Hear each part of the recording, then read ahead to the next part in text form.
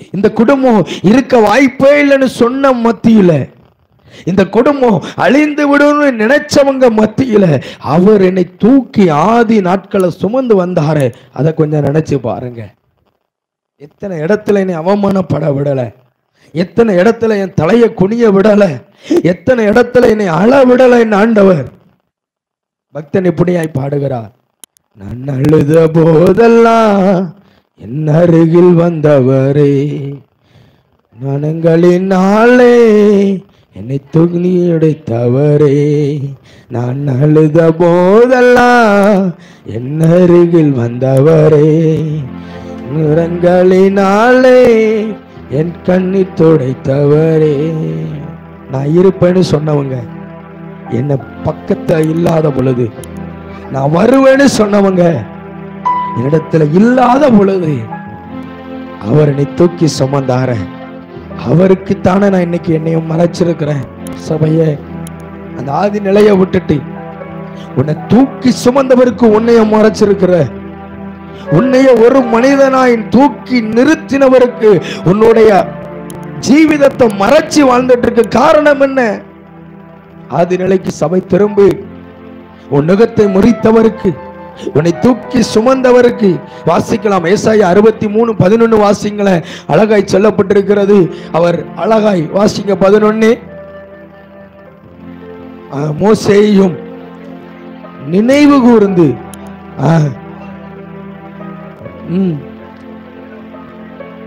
நல்லா கவனிங்க. அவர் யார் தெரியுமா? அவர் என்னை நினைவு கூர்ந்திருக்கிறவர். என்னால சொல்ல முடியுங்க, அவர் என்னை நினைக்கலன்னா இந்த இடத்துல நான் நிற்க வாய்ப்பு இல்லை. எத்தனை பேர் ஆமென்னு சொல்ல முடியும்? அவர் என்னைய நினைச்சிருக்கிறாருங்க. யாரும் என்னை நினைக்காத பொழுது, யாரும் என்னை விசாரிக்காத பொழுது, யாரும் என்னை குறித்து பொறுப்படுத்தாத பொழுது அவர் என் மேல நம்பிக்கை வச்சு என்னை பொறுப்படுத்தினாருங்க. சொல்ல முடியும். சில நேரங்கள்ல ஆகாதுன்னு தள்ளின இடத்துல இன்னைக்கு கர்த்தர் என்னை ஆகுமாடியாய் கொண்டு வந்து நிறுத்த காரணம் அவர் என் மேல் வைத்த நினைவு மாத்திரமே அல்லவா. அவருக்குத்தானே நான் என்ன மறைச்சிருக்கிறேன். பெந்தெகோஸ்தே நாட்கள்ல மேலற வீட்டுல அபிஷேகத்துல நிரம்ப வேண்டிய நான், அவருக்கோடு கூட நான் அந்த ஆதி அனுபவத்தில் இருக்க வேண்டிய நான், இன்னைக்கு அவருக்கு என்ன மறைச்சு வாழ்ந்துகிட்டு இருக்கிறானே. சபை ஆதி நிலைக்கு திரும்ப வேண்டும். சபை ஆதி நிலைக்கு திரும்ப வேண்டும். பாருங்க, வாசிக்கலாம். அங்கு ஏசாயா 46 அதிகாரம் 9-10 வாசிங்க. ஏசாயா 46 9-10 வாசிக்கும் பொழுது அங்க ஒரு அழகாய் வசனம் சொல்லப்பட்டிருக்கிறது. ஏசாயா 46 9-10, 66 அல்ல 46 வாசிங்க.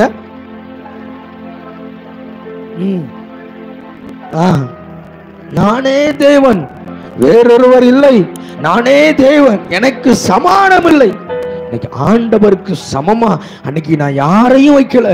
ஆனா இன்னும் ஆண்டவருக்கு மேல இன்னைக்கு சில உறவுகள், சில நம்முடைய தனிப்பட்ட படிப்புகள், சில நேரங்களில் தனிப்பட்ட சந்தோஷங்கள் ஆண்டவருக்கு மேல போயிட்டு, சபையே ஆதி நிலைக்கு திரும்புங்க. ஆதி பெந்தெகோஸ்தே அனுபவத்துக்கு திரும்புங்க. ஆதி பெந்தெகோஸ்தே அனுபவம் ஒரு சாதாரண சமையல் வேலை பார்க்கிறவர்கள் ஆவியில நிறைந்து அந்நிய பாஷையில தேவனை காண்கிற தரிசனத்தை பார்த்தார்கள். அதுதான் பெந்தெகோஸ்தே அனுபவம். இன்னைக்கு ஆவியின் நிறைவுல அந்த தரிசனங்களை பார்க்கணும்.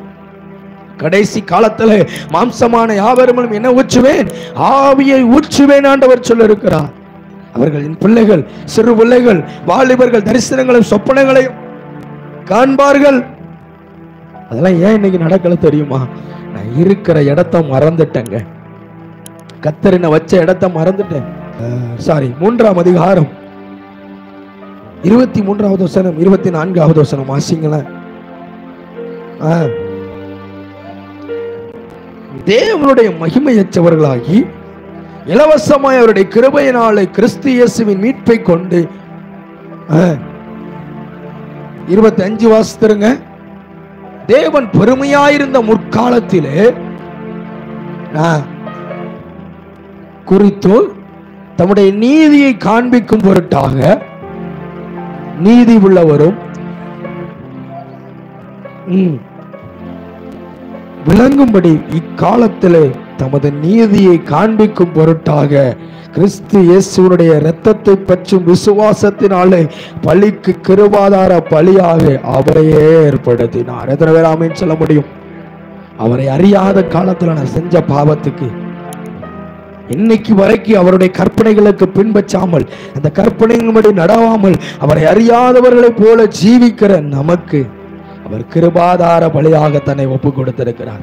வேற யாரையும் தரலங்க, தன் சொந்த மகனை அவர் எனக்காக கொடுத்து, அவர் தன் சொந்த பிள்ளையை அவர் எனக்காக அர்ப்பணித்து இந்த பெந்தெகோஸ்தை அனுபவத்துக்குள்ள சபையை கொண்டு வந்து நிறுத்த காரணம் என்ன தெரியுமா?